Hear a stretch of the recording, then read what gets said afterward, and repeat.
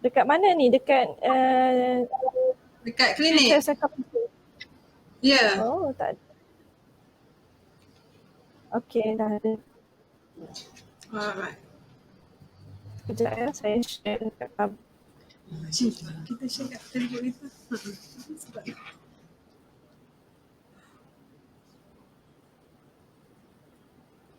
Sebab yang kita wawarkan ke situ kan. Saya share. Dia dah terbalik. Okay. Sana pukul berapa tu?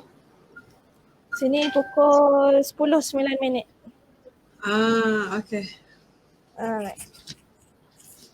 Okay, Assalamualaikum warahmatullahi wabarakatuh. Waalaikumsalam warahmatullahi wabarakatuh. Alhamdulillah rabbil alamin wassalatu wassalamu ala asyrafil anbiya'i wal mursalin wa ala alihi washabihi ajma'in. Allahumma aftah alaina hikmataka wa anfur alaina min khazaini rahmatika ya arhamar rahimin. Alhamdulillah rabbil alamin. Apa khabar doktor? Sihat? Alhamdulillah sihat. Macam mana dekat Malaysia sekarang kes COVID? Kes agak turun sikit tapi yelah everyday tu kadang-kadang ada turun naiknya, depends lah pada keadaan. Masih work from home lah kan? Masih lagi work from home. Ada juga bahagian-bahagian yang tertentu yang masih PKP. Selangor, KL sambung lagi PKP. Macam tu. Sekolah macam mana kat sana? Sekolah masih lagi pelajar universiti dengan sekolah di rumah, belajar online. Ya, sebab lah risau kan, takut kes di kalangan pelajar kan jadi kita masih meneruskan lagi lah belajar secara online di rumah. InsyaAllah di Arab Saudi sekarang di Makkah semua masih online juga. Universiti, sekolah masih online. Cuma sekarang pun dilanjutkan, kita tak boleh dine in ya, masih dalam keadaan terkawal alhamdulillah. InsyaAllah doktor sebelum saya nak mulakan, saya nak ucapkan terima kasih sebab sudi lagi berkolaborasi bersama insyaAllah. Mungkin lepas ni kita akan buat setiap bulan program macam ni insyaAllah. Boleh sangat. Alhamdulillah saya pun berbesar hatilah dijemput Puan Ummu Aminah untuk bersama-sama live pada hari ini. Seronok sangat sebenarnya, excited. Ya, alhamdulillah. Okay, hari ini saya pilih topik tentang berkaitan dengan psikologi wanita, khususnya kerana ramai kenalan-kenalan dan sahabat-sahabat yang terdiri pada wanita banyak yang mengadu, yang sebab saya aktif di dalam penulisan, kadang-kadang mereka banyak yang bertanya kepada saya tentang masalah-masalah berkaitan dengan tajuk pada hari ini. Jadi sebab itulah saya cadangkan dan alhamdulillah izin Allah kita dapat lakukan pada hari ini, itu tentang kesan emosi dan tekanan terhadap dilema wanita. Kerana ramai, tambah dengan keadaan sekarang, ibu-ibu kan, para isteri dia agak tertekan dengan keadaan ekonomi, bekerja dari rumah dan anak-anak pun semuanya berada di rumah. Jadi kesan emosi dan tekanan tu menjadi-jadi. Jadi mungkin sebelum saya mulakan, mungkin doktor boleh bagi sedikit penerangan yang ringkas tentang apa tu dilema wanita. Okey, terima kasih Okey, sebenarnya bila kita faham maksud dilema wanita tu, dilema tu adalah menggambarkan emosi kita. Dilema dikaitkan dengan rasa resah gelisah, rasa risau, runsing tentang sesuatu. Bila dilema wanita ni berfikir tentang masalah tu dah lama. Dia berpanjangan, tak ada solution. Sebab tu dia di dalam keadaan dilema. Tak ada kepastian apa tindakan yang dia boleh buat sebenarnya. Begitu Kebiasaannya peratusan dilema wanita ni dari sudut masalah yang bagaimana tu doktor? Okey, wanita ni peranannya banyak. Kita nak tengok apa sebabnya berlaku dilema tu, peranannya banyak. Sebagai seorang ibu, sebagai seorang isteri, sebagai seorang Mhm. pekerja, ada juga ibu yang belajar sambil bekerja. Ya. Peranan wanita sebagai menantu, banyak sangat Hmm. Jadi mungkinlah berlakunya konflik dalam kehidupan yang tak ada solution atau yang tak pasti apa tindakan yang dia boleh buat lah. Itu yang jadi dilema tu. Dilema ni sama ke doktor dengan macam trauma? Lebih kurang sama ke? Okey. Dilema ni lebih ringan sikit daripada trauma. Kalau Ah. trauma ni benda ada satu event yang tak boleh dilupakan. Event berlaku yang memberi impak yang tinggi. Contohnya kejadian rogol, kejadian culik kan. Si mangsa tu dia ada pengalaman tu, jadi benda tu akan berulang-ulang dalam fikiran dia. Kalau dilema wanita ni adalah masalah yang lebih subjektif, yang tidak ada Mhm. penyelesaian. Biasanya orang yang mengalami ni dia tak ada coping skill atau coping strategi because tak ada keberanian sebenarnya. Itu yang jadi berpanjangan tu dan termasuk dalam kita kata dah dilema kan Hmm. Macam fobia lebih kurang sama juga dengan trauma ke macam mana? Fobia ni takut pada sesuatu, takut pada specific things. Mungkin dia ada pengalaman, contoh fobia ni kita kata fobia pada specific things. Fobia pada anjing, animals. Dulu mungkin masa kecil-kecil pernah kena kejar. Jadi takut, rasa takut. Ataupun kita nampak lorong yang gelap, mungkin kita pernah kena kejar masa tu. Jadi bila kita ternampak, kita terkenang balik. Tengok dalam TV gambar di lorong tu, kita rasa terkenang balik pengalaman yang lepas tu. Itu antaranya jugalah. Okey. Okey doktor, terima kasih. Seperti kalau saya nak beri satu contoh lah dilema wanita, mungkin wanita di Malaysia dengan wanita di Arab Saudi ni sangat-sangat berbeza kerana Mhm. culture, budaya Oh ya. wanita di Malaysia open lebih terbuka, boleh bekerja, boleh keluar, boleh bawa kereta, memandu kereta. Tapi di Arab Saudi lain pula budaya bagi wanita mereka banyak lebih berada di rumah dan segala urusan kerja ni kepada pihak lelaki lah ataupun para suami yang akan laksanakan. Jadi mungkin doktor boleh kongsikan sedikit apa faktor yang menyebabkan berlaku tekanan emosi terhadap dilema wanita ni. Kalau Okey, wanita-wanita di Malaysia. Sebenarnya pada saya lah sebagai psikologis, saya melihat kepada macam mana kita melihat masalah. Walaupun mungkin ada faktor budaya di situ, tetapi saya percaya mungkin untuk di Arab Saudi ni daripada asal dulu lagi wanita ni memang tak keluar, macam yang Puan Mu sebut tadi, dia dah sedia maklum. Lainlah dia pernah berada dalam keadaan okey, bebas keluar, bawa kereta dan sebagainya, tiba-tiba disekat. Maka itu jadi berpanjangan lah. Tetapi kalau kita bercakap pasal secara umumnya, macam mana berlakunya dilema ni kan, kita tengok benda yang paling asas kepada masalah kita adalah stres. Stres. So stres ni sebenarnya ada dua jenis lah untuk saya berkata lah melalui pengalaman saya dengan klien-klien saya tengok klien yang stres yang biasa-biasa, kalau dia boleh solve, dia ada coping, dia ada cara, dia berfikir mencari jalan untuk selesai, so stres tu akan selesai. So ada juga jenis yang satu lagi kategori, bila orang tu dia ada stres, dia suka melayan perasaan. Dia suka berfikir, dia fikiran ni tidak mencari solution. Bila berpanjangan, itu yang jadi dilema tu. Stres yang biasa tu bertukar menjadi dilema. Dia ada proses dia tu. Maknanya, dengan kata lain ialah, kenapa berlakunya dilema wanita ni ialah kebanyakan wanita, sebab kita topik wanita kita tak cakap pasal lelaki, nanti ramai wanita yang marahkan saya. Okay. So, kebanyakan wanita-wanita yang saya kenali sebagai klien-klien saya, saya tengok mereka ini tidak melatih otak untuk mencari solution. Biasanya kita ni bila ada masalah, kita bertanya dalam diri kita masalah tu dan kita jawab balik. Kita tak cuba untuk mencari solution. Kita tak latih otak untuk mencari, kenapa, macam mana nak solve benda ni. Saya kasih contoh lah ya. Katakanlah, contohnya saya kasih contoh. Kalau dah ada seorang wanita ni, dia ada masalah dengan ibu mertuanya. Okey? Katakanlah mak mentuanya bising, membandingkan dia dengan menantu-menantu yang lain, contoh ya. Kemudian dia akan berfikir, kenapalah mak mentua aku tak suka aku? Aku masak ni tak sedap. Kenapalah? Kenapa? Aku dah buat macam ni, dah buat baik, dia okey? Dia tak dia masih lagi dalam tu. Tapi untuk semua orang, dia akan berfikir, untuk orang yang berfikir mencari solution, yang tidak mahu berada dalam keadaan dilema, so orang dia akan berfikir macam ni. Mak mentua tak sukakan aku kot, membandingkan, tak apalah. Apa yang aku boleh buat lagi? Macam mana aku nak punya hatinya? Macam mana aku nak mendekati dia supaya dia suka? Kan?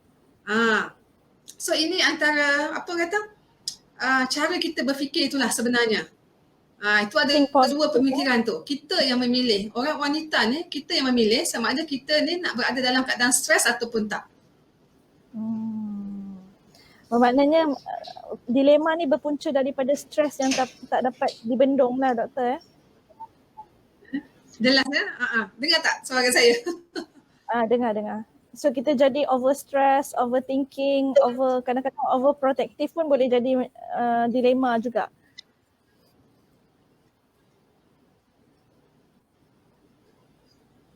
Okay. Doktor boleh dengar suara saya?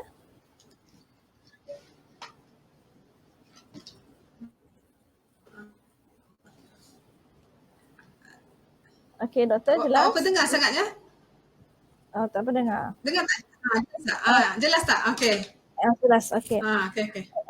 Okey, itu salah satu contoh lah doktor bagi masalah perempuan ni, dia akan, tak boleh lari daripada masalah dengan mak mertua, dengan ipaduai, dengan suami. Kita punya circle lah, life circle of woman kan, dengan kawan-kawan, dengan orang sekitar yang paling dekat sebenarnya. Jadi macam mana dari sudut kita nak kawal emosi dan fikiran kita untuk sentiasa berfikiran positif dan move on daripada situasi dan masalah tu.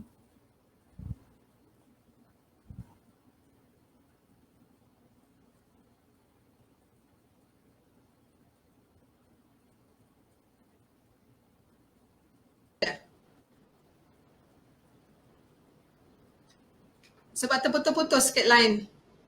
Okey. Saya ulang doktor. Ya. Macam doktor kata tadi kan, masalah wanita ni dia lebih kepada orang yang sekeliling yang dekat dengan dia. Jadi macam mana cara untuk kita atasi selain daripada masalah dengan mertua, dengan ipaduai, dengan suami, dengan anak-anak kan. Kadang-kadang kita bila tak dapat kawal stres kita akan jadi dilema dan akan memberi kesan kepada orang sekeliling, terutamanya anak-anak. Dan akhirnya kita bila tak boleh dapat solution, kita akan stuck dekat situ, akan tersekat dekat situ. Jadi macam mana kalau pada pandangan doktor untuk kita atasi, untuk kita move on, bagi seorang perempuan untuk move on daripada satu masalah dalam hidup dia? Okey. Sebenarnya dari sudut psikologi kan, ada satu benda yang sangat penting yang menentukan sama ada kita ni akan mengalami masalah kesihatan mental, termasuklah dilema, stres dan depresi tadi tu ataupun tak, iaitu mindset. Cara kita berfikir. Mindset kita ni sangat luar biasa. Mindset ni adalah thought. Kita punya fikiran kita, kognitif kita tu macam mana. Kita tak boleh nampak. Kita tak boleh nampak dengan mata kasar. Dia dekat dalam cara kita fikir ni dipengaruhi oleh kita punya environment. Kita punya parenting style. And then kita punya circle, keliling kita. Siapa circle kita mempengaruhi.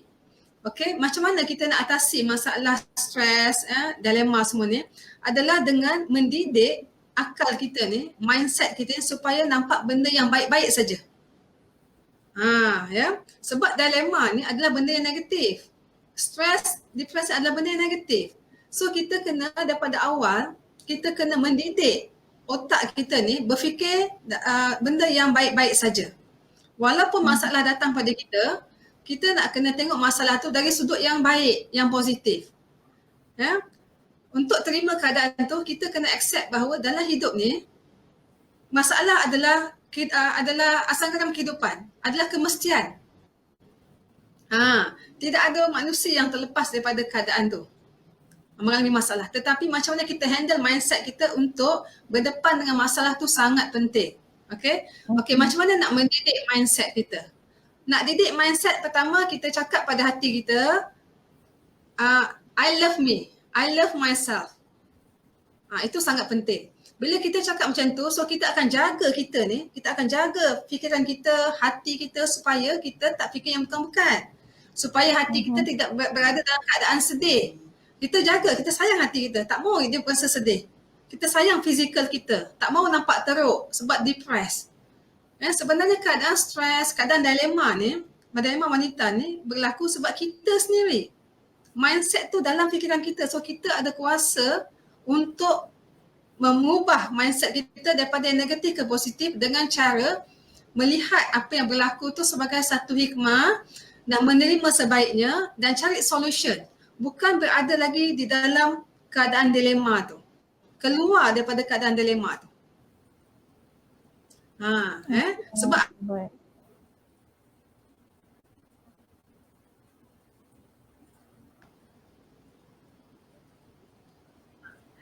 Okey.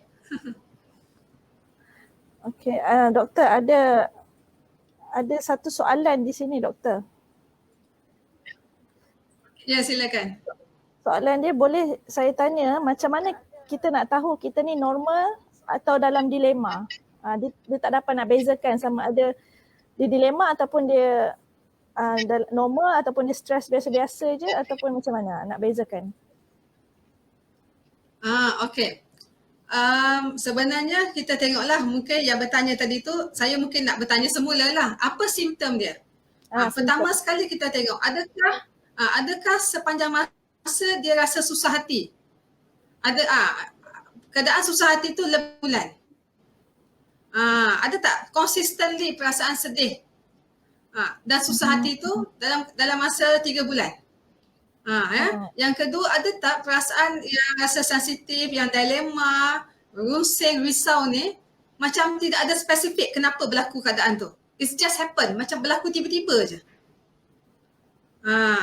Kalau saya kasih contoh lah, kalau orang yang mungkin kalau baru kematian seorang ayah katakan, jadi bila dia dalam keadaan sedih, kita faham lah dia baru kematian ayah 2 minggu, 3 minggu macam tu. Ini kalau tidak ada apa-apa masalah, keuangan cukup, makan pun cukup, suami, anak-anak dalam keadaan sihat, selamat, tapi kita tiba-tiba rasa macam down, kita rasa anxious, kita rasa takut, itu tanda-tanda ada sesuatu berlaku tu. Mungkin ada anxiety, mungkin ada depressed. Sebab saya nak beritahu, emosi kita everyday ni memang lain tau. Kadang-kadang pagi kita okey, tengah hari kita macam dah tak ada mood sikit, lepas tu kan okey balik. Itu normal. Kita takkan sentiasa ketawa dan tersenyum 24 jam. Mustahil lah pula. Itu kalau orang cakap dengan saya, doktor saya tak pernah susah hati, saya tak pernah stres. Memanglah adalah masalah besar tu. Kalau kita selagi kita boleh manage rutin kita dengan baik, so kalau ada stres sikit-sikit is normal. Normal saja. Ini kalau kita sembunyi dalam bilik, tak nak jumpa orang, berdebar-debar jantung kita ni berbulan-bulan, rasa takut tanpa sebab, kan? Itu ada masalah dan itu kena cepat-cepatlah jumpa dengan pakar. Takut keadaan lebih worse lagi. Sekarang ni musim apa tau? Setahun dua ni musim panic attack. Panic attack ni sedang melanda dunia ni. Panic kadang-kadang tak tahu kenapa panic. Sebab ada banyak unfinished business yang lepas-lepas tak solve. So it's just happen. Tiba-tiba rasa macam kalut, takut, ada fear. Dan dia orang pun tak pasti apa dia. Sebab kisah-kisah lampau tu tak diselesaikan dengan baik. Baik, okey, terima kasih doktor, penerangan yang sangat memenuhi kehendak setiap yang mendengar. Alhamdulillah. Okey. Ada lagi soalan. Dia tanya ni macam mana wanita yang sentiasa ada paranoid? Dia sentiasa berfikiran ada orang bercakap tentang dia, tak suka dia. Tapi sebenarnya tak berlaku. Benda tu tak happen, cuma paranoid. Insting dia tu sedemikian. Jadi benda-benda ni adakah ada faktor dilema juga doktor? Okey. Paranoid paranoid adalah salah satu masalah personality. Memang susah ni orang yang ada paranoid ni. Sebab dia tak percaya dengan orang dan dia selalu fikir dia ada irrational thought. Dia tak rasional. Dia ada fikir, oh nanti orang ni tengok aku, mesti orang ni cakap buruk pasal aku. Dia terfikir-fikir. Ini memang satu masalah berat. Kita takkan happy kalau paranoid tu, simptom tu masih ada dalam diri kita. Kita susah nak bergaul dengan masyarakat, kita susah nak berkawan. Sebab kita asyik memikirkan apa orang lain fikir pasal kita. Mungkin puncanya adalah daripada kecil. Daripada kecil kita ni mungkin dibesarkan dalam suasana yang suka mengkritik. Mungkin ibu ayah kita zaman dulu membandingkan kita dengan adik-beradik yang lain, dengan cousin-cousin kita. Kemudian mungkin juga pada masa kecil kita start melihat kita ni nothing, kita tak ada apa-apa dan kita melihat orang lain lebih hebat daripada kita. Jadi kita tak ada keyakinan diri. So lama-lama dia dah bila makin besar, benda tu tak soft, dia dapatlah, dia boleh mengalami keadaan simptom paranoid ni sehingga dia orang lain tak bercakap pun dia rasa macam orang bercakap pasal dia. Orang tertengok dia sikit pun dia dah fikir yang bukan-bukan. Itu satu paranoid ni suatu masalah yang memang sia-sia lah sebenarnya. Kita yang memikirkan keadaan tu, kita memandang buruk, kita fikir yang bukan-bukan, benda tu tak wujud langsung. Kita jangan habiskan energi, jangan membuang masa menyimpan emosi atau simptom paranoid tu. Sebab kita tak boleh move on. Kita akan ditakut yang sama je. Untuk sesiapa yang ada perasaan paranoid tu, anda faham apa maksud paranoid? Buang, perlahan-lahan buang. Bina positive thought. Cakap benda yang baik-baik dalam fikiran kita.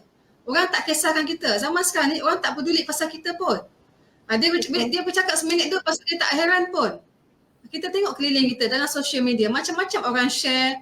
Orang buat itu, orang buat ini. Kadang-kadang kita rasa, dia ni tak malu ke? Dia ni kenapa jadi macam ni kan?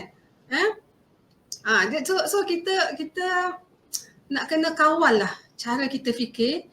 Dan kalau selagi kita tak dengar dengan telinga kita sendiri yang orang cakap, awak ni tak cantik lah, awak ni tak pandai lah. So kita jangan pandai-pandai memikirkan keadaan tu. Orang pun tak kisahkan kita pun sebenarnya. Kita je yang penat merasa paranoid.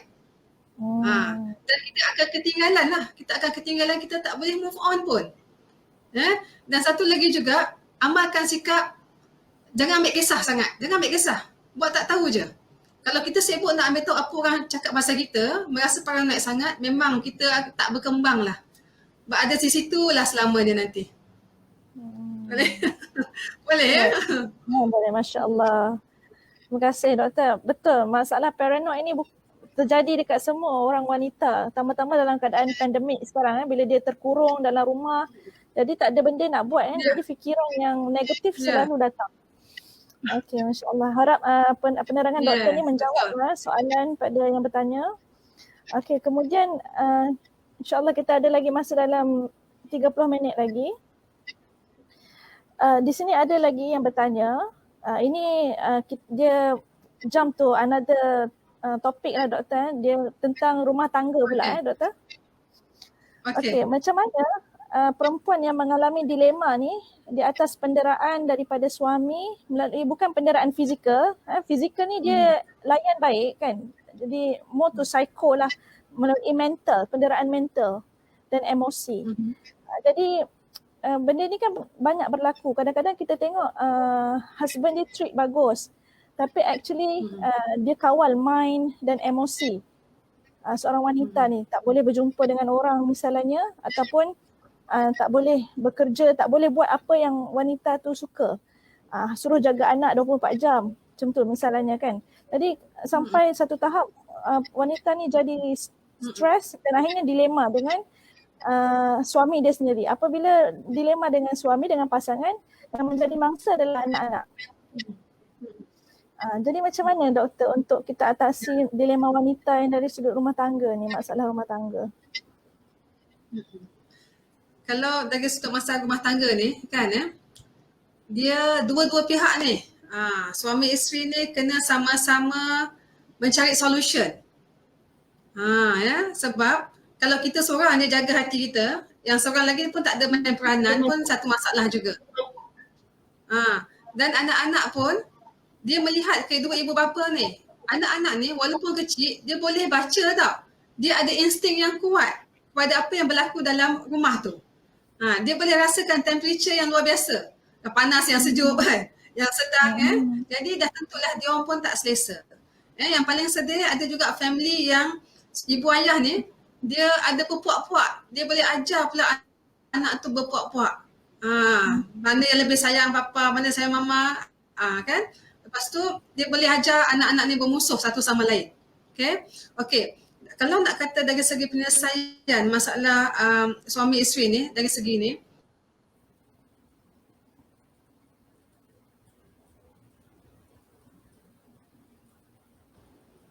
communication yang baik, two-way communication tu sangat penting. Biasanya kita akan buruk sangka dengan pasangan kita. Kita akan fikir yang bukan-bukan dengan pasangan kita. Ya, bila fikir yang bukan-bukan tu, so banyak benda lah yang tak logik berlaku. Kadang-kadang benda tu sikit je.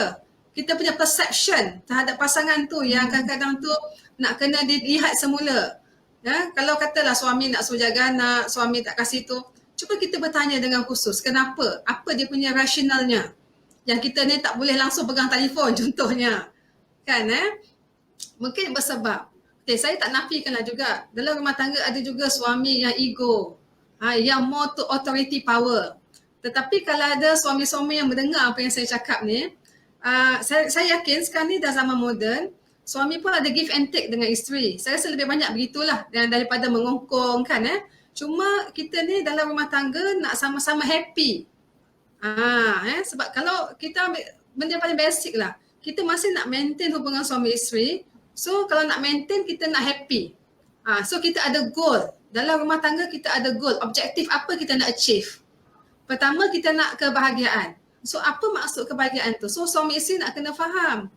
Kebahagiaan tu dari segi fizikal, mental dan emosi. Sama-sama menjaga communication, sama-sama menjaga hubungan dengan anak-anak, kan? Saya rasa masa PKP ni memanglah ramai suami isteri yang dalam dilema, kadang-kadang bergaduh. Sebaiknya kita anggaplah PKP ni masa untuk honeymoon. Kan? Bila lagi masa yang kita duduk di rumah saja. Walaupun kita work from home, sama-sama ada komputer kat depan, at least kita nampak satu sama lain. Ya? Dia senang cakap macam ni lah Ummu Aminah. Dia kalau kita nak bahagia dalam rumah tangga, kita kena ada usaha. Kita kena ada usaha untuk solvekan masalah tu. Kita nak kena bercakap dengan pasangan kita. Jadikan satu prinsip, iaitu contoh katakanlah daripada awal perkahwinan kita dah fikir dah, okey, kalau aku ada masalah dengan suami aku tak nak benda ni berlarutan lebih daripada 15 jam. Jadi kita akan usahakan, tak kisahlah siapa yang start dulu. So kita akan tegur suami kita ke ataupun suami tegur isteri kan, supaya benda tu tak berlarutan lama. Kadang-kadang orang lelaki ni dia fed up kan, duk merajuk kan. Malas dia nak pujuk dah. Nanti dia kata anak dah 10 nak merajuk lagi. Tapi kadang-kadang kita perempuan ni nak attention kan. Nak dimanja. Tapi karakter kena accept lah. Sebab dah kahwin ni karakter berbeza-beza. Bila umurnya 20-an, 30-an, 40-an dah lain. Manusia ni berubah. Bukan cakap suami saja, isteri pun berubah juga. So kita terima seadanya. Saya senang dia cakap. Kalau saya tengok dalam klien, di kalangan klien saya ni, kita tanya dia, masih sayang ke tak sayang? Nak hidup bersama atau tidak? Buat decision. Fikir apa yang terbaik. Takkan nak merana, hidup dalam merana kan? Sebab kita punya target dalam rumah tangga adalah pertama kita nak happy. Kita nak enjoy life kita bersama sementara ada hayat ni. Kita nak bersama anak-anak, yang mana yang anak-anak kecil-kecil tu kan. Sebab nanti kita fikirkan besok dah tua, kita berdua lama dah tinggal sorang-sorang kan. Siapa yang pergi dulu. So kita kena fikir panjang lah. Yang isteri pun try to be the best wife kepada suami. Suami pun jadilah suami yang terbaik untuk isteri. Kita tak naklah terlalu authority power. Saya faham suami Muslim tu lain. Saya faham sebagai imam itu satu cerita yang lain. Tapi saya bercakap dari sudut psikologi. Psikologinya sama-sama give and take. Sama-sama lah happy kan satu sama lain. Kita jangan ego lah. Jangan action sangat. Kena enjoy. Just enjoy je. Kan? Betul betul. Masya-Allah. Okey, lepas ni untuk para wanita di luar sana termasuk diri saya sendiri, kita kena happy walaupun ada masalah. Tak ada orang dalam dunia ni yang tak ada masalah. Husband and wife ataupun dengan siapa saja orang sekeliling kita, just be happy doktor. Kena kawal kita punya cara pemikiran kita, cara kita terima masalah. Masalah boleh datang, tetapi masalah juga perlu pergi daripada hidup kita supaya kita tak tertekan. Satu lagi kan, satu lagi, it's okay kalau bergaduh. Gaduh-gaduh, janganlah gaduh baling piuk belanga pula, pukul apa semua kan. Gaduh-gaduh manja tu perlu dalam rumah kita. Sindir menyindir pun perlu juga. Tapi berpada-pada, lepas tu kita gelak ketawa semula. Kita pun okey balik. Ya betul. Ni ada seorang lelaki ni, Muhammad Akmal Haziq. Dia tengah tonton live dengan doktor. Terima kasih Tuan kerana memahami jiwa-jiwa para wanita. Alhamdulillah. Dia pun dia komen di sini, enjoy jangan ego, insya-Allah, amin. Masya-Allah, terima kasih. Kadang-kadang tu orang selalu kaitkan ego dengan lelaki kan. Perempuan pun ramai yang ego sekarang ni. Saya rasa perempuan lebih baik sekarang ni. Perempuan berpada-pada sikit kita kan wanita supaya kita tak dalam dilema nanti bila suami kita pula nanti ego pula kan. Betul.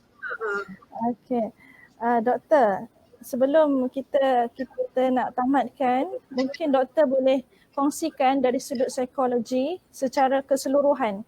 Dari sudut tadi mengawal stres, paranoid, ada buruk sangka, ada yang overthinking, punca-punca yang boleh mendatangkan dilema kepada seorang wanita tu, apa aktiviti ataupun rutin yang boleh mengubah diri seseorang wanita itu untuk keluar daripada situasi tersebut? Okay. Alright. Soalan ni ada sangat luas sangat luas. Okay. Dari sudut psikologi, saya melihat sebenarnya kita hidup sekali je. Kalau boleh kita ada pilihan kan? Pilihan di tangan kita nak rasa happy ke nak selalu susah hati. Kita nak hidup yang mana satu sebenarnya. Dalam kesihatan mental, depres ke dilema, kita sebenarnya yang mewujudkan keadaan tu. Tak ada siapa-siapa pun buat apa-apa kat kita. Yang paranoid tadi pun, kita yang fikir, orang tu cakap buruk kat aku kot. Orang ni tak suka kat aku ke kan? Kita yang fikir tu. Orang lain tak cakap pun. Sehinggalah orang datang bercakap dengan kita, Dr. Aisyah, saya tak suka kan awak? Barulah kita dengar sendiri, betul, jelas. So selagi kita tak jelas, kita tak dengar benda-benda macam tu, so jangan ada fikiran yang bukan-bukan. Kita ni banyak membuang masa, banyak membuang energi kita dengan memikirkan satu benda yang tak wujud pun. Kalau kita terus dengan sikap macam tu, kita akan kerugian. Kita banyak benda nak achieve dalam hidup ni. Kan? Banyak benda kita nak buat. Kenapa kita mesti berfikir satu benda yang tidak mendatangkan hasil? Kalau boleh, setiap tindakan kita tu biar memberi manfaat kepada diri kita dan juga manfaat kepada orang lain. Sebab kita tak duduk seorang dalam dunia ni. Untuk wanita, terutama yang dah ada family, kita dengan anak-anak. So macam mana kita solve masalah, macam mana kita melihat masalah, anak-anak akan copy. Anak-anak akan ikut perbuatan tu. Kalau kita pun dengan suami isteri kan bergaduh atau bermanja, anak-anak akan lebih respect. Dia akan rasa tenang dan aman melihat ibu ayah tenang kan. Sebab saya pun kan saya juga membuat kes mahkamah. Kes-kes mahkamah, wanita-wanita yang dilema akhirnya ambil keputusan untuk bercerai dan kita nampak efek kepada anak tu, kesan yang negatif. Sebelum bercerai, selepas bercerai pun macam tu juga. Tak ada kesudahan apa pun. Dah kita dalam dilema, senanti kita heret sekali anak kita dalam keadaan macam tu. Which is tak sepatutnya berlaku lah. Pendek kata, rasa bahagia, rasa tenang, berada dalam dilema atau stres ni 100% dalam tangan kita. Walaupun kita cakap, orang tu yang menyebabkan aku jadi macam ni. Orang tu yang jadi punca aku begini. Ya, memang betul orang luar tu, environment tu adalah punca. Tetapi otak kita adalah kita. Kita ada otak kita sendiri. Kita ada emosi, jiwa kita sendiri. Kita boleh kawal kedua-dua ni. kita boleh kawal akal, kita boleh kawal emosi kita. Macam nak balancekan, macam nak terima benda tu dan solve dengan baik. Okey, tak semua masalah selesai. Dah tentu. Masalah dengan rakan sekerja ke, masalah dengan suami isteri ke, tidak ada, bukan semua masalah boleh selesai 100%. Yes. Tetapi kita nak kena fikirlah. Takkan kita nak buat dia dalam keadaan susah hati? Takkan kita nak sedih-sedih? Takkan kita suka nak flashback balik? Benda-benda yang dah lepas yang berlaku yang sedih, kita flashback, kita suka ungkit balik kan? Senang cakap lah, pada saya lah, saya cakap terus terang lah. Saya fikir benda yang buat saya happy je. Masalah tetap ada masalah. Sebab itu saya selalu cakap dengan klien saya, it's okay masalah ini, handle dengan baik. Jangan sampai merebak yang apa tu, dah jadi keadaan lebih worse kan. Tenangkan hati kita, sayang diri kita. Kalau kita sayang diri kita ni, kalau saya sayang diri saya sekarang ni, saya akan mengelak daripada benda yang boleh membuatkan saya sedih. Saya akan mengelak daripada membuatkan saya rasa susah hati, sakit kepala, migraine. Kenapa? Caranya saya halakan fikiran saya, hati saya kepada benda yang baik. Saya akan fikir, oh it's okay lah. Kadang-kadang ada orang ada masalah, oh it's okay lah. Dah lama soft, you know. Dan kalau kita zoom in pada masalah, itu lagi worse. Kita jangan zoom in pada masalah. Kita akan dapat panic attack pula lepas tu. Dan umur kita ni pun, yelah nak kena fikir, nak happy, nak bahagia. Jangan beria sangat, nak berlawan, nak bergaduh. Kita ni sikap ni, suka bergaduh ke tak suka bergaduh? Suka berpanjangan ke? Suka membebel ke? Ataupun suka nak flashback balik, nak mengungkit. Itu satu benda yang tak elok lah. So kita yang menentukan sama ada mindset kita ni dalam keadaan okey ke tak okey. Kita balik yang menentukan sama ada kita nak terus berada dalam dilema ataupun tidak. Past is past doktor. Ya, betul. Apa yang kita nak buat lagi? Tak ada orang yang sempurna pun. Kan? Relax lah, cool saja. Tenang. Tenang je. InsyaAllah ya. Satu lagi Umur saya nak tambah sikit. Satu lagi saya nak tambah. Yang memanjangkan dilema wanita ni ada satu lagi benda. Media sosial. Suka sangat nak bercerita kat Facebook. Lepas tu kan kawan-kawan, siapa-siapa semua tokok tambah. Itu memang saja mencari penyakit. Saja mencari penyakit. Akan worsekan keadaan. Kan? Bila posting tu nanti dia berpusing balik kan. Kita pula dah baik dengan suami kita kan. Dia tiba ternaik balik posting tu, dia datang balik. Tak elok lah. Kalau betul-betul nak meluahkan, cari pakar untuk bantu. Dia akan bantu untuk mencari solution lah pada masalah tu. Baik, insyaAllah. Terima kasih doktor. Doktor, mungkin doktor boleh kongsikanlah dari sudut pandangan peribadi doktor untuk mencari ketenangan, mengatasi dilema, stres dan sebagainya. Macam saya kalau sebabkan alhamdulillah berada di Mekah, kita pergi haram, Masjidil Haram, tengok Kaabah, kita dah rasa release. Selain tu pergi tengok laut, kan, pergi tempat-tempat yang tenang, boleh releasekan benda tu kan sebagai aktiviti. Kalau doktor, mungkin doktor ada tambahan, apa yang doktor akan buat untuk aktiviti-aktiviti menenangkan diri daripada dilema? Secara jujurnya saya ni terlalu sibuk sebab saya seorang yang multitasking. Sebabkan multitasking tu saya tak sempat nak memikirkan masalah tu dalam.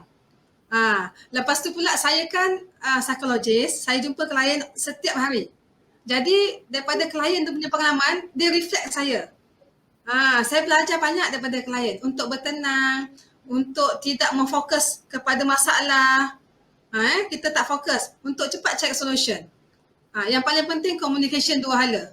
Two-way communication, kita communicate. Dengan ahli keluarga saya pun, kalau ada benda yang tidak menyenangkan, saya akan bercakap. Saya akan bertanya dalam keadaan mood yang baik. Bukan tengah-tengah dia tengah tak ada mood kita bertanya. Dalam keadaan mood yang baik, dalam nada suara yang baik. Dengan anak-anak pun macam tu juga. Kita panggil, kita bertanya. Kan? Jangan buat tak tahu. Ada masalah jangan buat tak tahu. Tak boleh buat macam tu. Unfair untuk pihak yang satu lagi. Kan? Okey, ada soalan ni daripada Mas Nira ni. Doktor akan ganggu emosi anak tak? Kalau kita bagi tahu yang kita tengah stres dan nak break sekejap. Sebaiknya kita jangan cakaplah perkataan mama stres lah, mama nak rehat sekejap. Nanti anak-anak confuse. Apa maksud stres? Dia takut anak salah faham. Dia ingat nanti takut dia fikir aku ni kot yang menjadi masalah pada mama. Jangan sebut. Just cakap dengan dia, sayang tunggu sekejap dekat sini ya, mama nak ke depan sekejap. Kita je yang tahu apa benda tu. Tak payah sebut perkataan stress. Heavy untuk anak faham. Nanti bila dia stress, dia pun cakap, mama tunggu kejap, saya stress tak pergi. Dia akan imitate.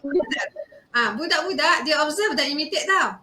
Kalau kita mengamuk, mengamuk empas pinggan ke cawan ke kan, tinggi suara, dia akan buat benda yang sama. Tak percaya buatlah. Memang dia akan imitate. Dia ingat solve masalah dengan menghentak-hentak. Dia tak faham tu. Kan budak-budak. Ada cara dia lah. Ya, insyaAllah. Okay, ada lagi tak soalan? Kita tengok kat sini doktor sekejap ya. Okay. Okay, untuk sahabat-sahabat kita yang tengah tengok live topik hari ni, jangan lupa tekan button share dan follow page Cara Psikologi Klinik by Dr. Aisyah, dan juga boleh juga follow saya Facebook Ummu Aminah. InsyaAllah lepas ni kita akan kongsikan lagi doktor banyak topik yang menarik tentang macam mana kita nak jadi wanita yang paling bahagia. Okay, insyaAllah. InsyaAllah. Dengan tajuk tu pun rasa bahagia. Itulah saya suka tambahan lah. Kadang-kadang kita orang wanita ni, selain daripada kita nak fokus pada family, ahli keluarga, anak-anak dan sebagainya, kita kena ada cara me time kita doktor. Pilih satu aktiviti rutin yang boleh kita rehatkan minda kita, perasaan kita, jiwa kita, hati kita daripada fikir tentang masalah. Mungkin sahabat-sahabat boleh menjadikan satu rutin bahan bacaan, pilih satu buku yang memberi semangat, yang memberi motivation, sentiasa positif. Kalau kita, bahan bacaan yang baik akan memberikan kesan pada diri kita, cara pemikiran kita, cara kita melihat sesuatu. Soalan yang terakhir ni, seorang sahabat ni dia mengalami penyakit penyakit yang macam-macam jenis penyakit lah ada. Sakit jantung, kanser, darah tinggi, darah rendah dan sebagainya. Jadi kadang-kadang mereka ni ada perasaan yang downgrade lah, rasa macam rendah diri, rasa kurang semangat. Dan disebabkan itu juga jadi dilema, rasa takut in the future kan. Jadi apa kata-kata semangat yang doktor boleh bagi kawan-kawan kita, sahabat kita yang sedang mengalami dan sedang berjuang dengan penyakit mereka ni? Okay. Yalah, penyakitnya dah tentulah tak ada pun siapa-siapa yang nak dapat penyakit ya. Tetapi Allah pilih tu bersebab ya. Sebab yalah Allah lebih tahu ya. Cuma saya ni nak kata perkataan sabar, saya memang tak menggunakan perkataan sabar dalam bilik terapi saya sebenarnya ya. Sebab orang akan lali dengan perasaan tu. Dia macam perkataan tu macam yalah nanti orang macam perkataan yang tak ada solution lah orang kata ya. Tapi saya orang kata apa, saya percaya orang yang sakit ni dia ada satu semangat yang luar biasa. Dia nak survive, dia nak sembuh ya. Cuma kena berkuat ya. Dia depends juga lah penyakit macam mana. Berdoa banyak-banyak kepada Allah. Dari sudut psikologinya, kita selalu mendidik otak kita ni memikirkan insya-Allah ada solutionnya, ada penyembuhnya. Ya. Sebab penyakit yang atas bumi ni yang Allah jadikan insya-Allah ada penyembuhan. Ya. Tapi kita ni jangan give up. Kita selalu latih otak kita ni. Insya-Allah akan sembuh. Ya, insya-Allah aku akan sihat. Kita selalu bercakap macam tu dalam hati kita. Boleh dengar saya? Boleh. Saya apa ni? Okey. Baik, terima kasih doktor. InsyaAllah. Doktor ada nak tambah apa-apa lagi sikit ni? Masih kita ada baki dalam 10 minit lagi. Ya. Itulah. Kita ni, saya lebih lah suka kata apa, kita ni tenang-tenangkan hati lah selalu. Happy ya. Kadang-kadang air muka kita ni pun dah boleh menentukan sama ada kita ni macam mana orangnya. Kadang-kadang saya pun pelik kan bila saya keluar kan. Orang tu muka masam aja. Ya. Entah kenapa, entah kan banyak benda fikir je tu. Terlalu banyak. Ya. Cuma kita muhasabah diri betul juga. Kita manjakan diri kita ni. Sekali-sekala tu pergilah makan aiskrim seorang-seorang kat luar pun tak ada masalah. Kan pergi keluar sekejap setengah jam makan aiskrim untuk tenang kan Makan aiskrim betul, nice tu. Umar Aminah, saya kalau happy tiba-tiba saya akan terkenalkan aiskrim dan coklat. Saya pun tak tahu kenapa. Ya. Kadang-kadang Itulah. back to from childhood life kan, kita rasa macam kanak-kanak kita dulu. That's why macam tu kan kita betul lah macam kata ada saudara kita ni didik otak kita semuanya dalam mindset kita ni. Saya pun tak nak kalau kita tengok orang bersusah hati, bermasalah. Kadang-kadang klien-klien datang sini, bila kita dengar masalah tu kita kata mudahnya solution, tapi dia orang tak nampak. Dia tak nampak. Jadi kita pun didik lah dia. Macam mana dia ubah mindset tu. Bila ubah mindset, emosi akan berubah. Mindset yang negatif, emosi yang negatif. Kalau mindset yang positif, dia akan sini akan ceria. Sebab di sini okey. Hati kita pun akan tenang lah. Kan kita yang boleh bahagiakan diri kita. Kita memang mengharapkan pasangan kita, of course lah. Tetapi manusia kan macam-macam dalam fikiran dia tu. Manusia ni pula pelbagai, dia tak sama. Macam-macam personality, mood dia pun berubah-ubah kan So kita lah nak kena ceria-ceriakan hidup kita. Kita nak tengok anak-anak tengok yang baik-baik je kan dengan anak-anak cakap yang elok. Tunjukkan emosi yang baik-baik. So dia orang akan belajar benda tu. Sampai ke besar nanti dia akan terkenangkan. Oh macam ni mak ayah solvekan masalah. Oh begini dengan pasangan. Saya tengok kan pengalaman saya lah banyak kes ni.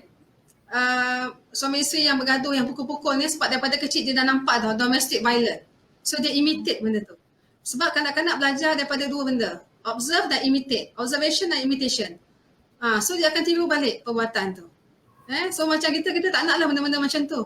Kita nak yang okey saja. Masalah biar solve sama-sama. Walaupun tak solve 100% is okay. Standard lah tu kehidupan. Tak ada yang sempurna. Ya, betul. Masya Allah. Terima kasih doktor perkongsian yang sangat seronok lah. Saya rasa full of orang kata padat dan tepat, rasa penuh jiwa saya, hati saya dengar. Allah, sama-sama kita. Saya belajar dengan klien banyak. Klien-klien kan kadang kita banyak tau ilmu-ilmu klien ni, apa-apa yang dia dapat tu kan. Banyaklah kita sedarlah membaiki diri sendiri sebenarnya. Betul. Saya nak kongsikan pada sahabat-sahabat semua dan diri saya ada terbaca dalam satu buku ni dia berita tentang diri wanita. Cara kita nak bahagia salah satunya kita kena lupakan kebaikan diri kita sendiri. Kadang-kadang kita terlampau fokus kebaikan diri kita sendiri dan kita tak akan dapat apa yang kita nak daripada orang lain. Kita buat baik tapi kita nak balasan daripada orang untuk melakukan perkara yang sama dan kita tak akan pernah dapat. Kerana dalam hidup ni kita kena sentiasa ikhlas dan jujur kerana Allah. Mungkin Allah akan bagi melalui manusia tapi Allah bagi melalui cara yang lain. Ketenangan hati pun satu pembalasan daripada Allah Subhanahu Wa Taala juga. Betul. Ketenangan hati ni nikmat. Nikmat tau, terima yang luar biasa. Penting sangat. Orang tak perasan sebenarnya. Jangan jadi perfectionist. Nak begini, nak begitu, nak pasangan begini, pasangan buat macam ni. Tak mungkin tu berlaku. Tunggulah sampai ketua pun akan jadi macam tu. Bertenang aja. Life kita ni praktikal, ikut kesesuaian lah. Jangan demanding sangat. Baik, terima kasih doktor. Okay, sebelum saya nak akhiri kita punya sesi pada hari ini, InsyaAllah saya nak kongsikan sebagai seorang muslimah, mukminah, kita ni bertauhid, mengesahkan Allah Subhanahu Wa Taala. Sebesar mana pun masalah kita tidak akan boleh lari daripada Allah Subhanahu Wa Taala. Punca masalah seorang hamba ni, wanita ni, dia jadi tentera dan sebagainya adalah akar dia, asasnya adalah kerana tidak menjaga hubungan dengan Allah. Semua dunia penuh tapi untuk Allah kosong. Jiwa dia kosong dengan Allah. Saya nak kongsikannya untuk diri saya. Allah sebut dalam surah Al-Fajr ayat 27. Ya ayyatuhan nafsul mutmainnah irji'i ila rabbiki radiyatan mardiyah fadkhuli fi ibadi wadkhuli jannati. Allah kata, wahai jiwa yang tenang, kembali kepada Allah dalam keadaan redha meredai. Dan berhimpunlah bersama hamba-hambaku yang beriman dan masuklah ke dalam syurgaku. Jadi di sini meredha meredai bermakna kita menerima apa saja yang Allah telah berikan dalam hidup kita, baik atau buruk, dan kita juga, Allah juga akan redha kepada kita, akan terima kita sebagai hamba-Nya, dan kita akan berkumpul bersama dengan orang-orang yang beriman, dan akhir sekali kita akan masuk syurga Allah. Kebahagiaan yang abadi adalah syurga Allah di akhirat nanti. Di akhirat nanti kita akan lupa segala masalah, duka lara, duka cita, dan apa saja kesengsaraan kita akan lupa. Jadi untuk sahabat-sahabat, untuk diri saya, kita jaga hubungan kita kepada Allah, back to basic, perbetulkan apa yang kita tak buat dalam hidup ini untuk Allah. Kejujuran, keikhlasan, ketaatan, takwa kita kepada Allah, kita kena betulkan, barulah kehidupan kita akan bahagia dan Allah akan lorongkan kita untuk berjumpa dengan seseorang yang boleh menyelesaikan masalah kita. Contohnya, kita berjumpa dengan Dr. Aisyah hari ini. Alhamdulillah. InsyaAllah sama-sama kita. InsyaAllah. Okey. Baik, itu saja doktor. Terima kasih. Saya mohon maaf jika ada sebarang ketenturan kata ataupun masalah teknikal. InsyaAllah kita berjumpa lagi di lain sesi dengan topik yang lebih menarik, insyaAllah. Terima kasih banyak. InsyaAllah. Okay. Terima kasih kembali ya kerana menjemput saya untuk bercakap pasal tajuk yang ni. Seronok sangat. Terima kasih banyak-banyak. Baik, insyaAllah. Okay, Assalamualaikum warahmatullahi wabarakatuh. Waalaikumsalam warahmatullahi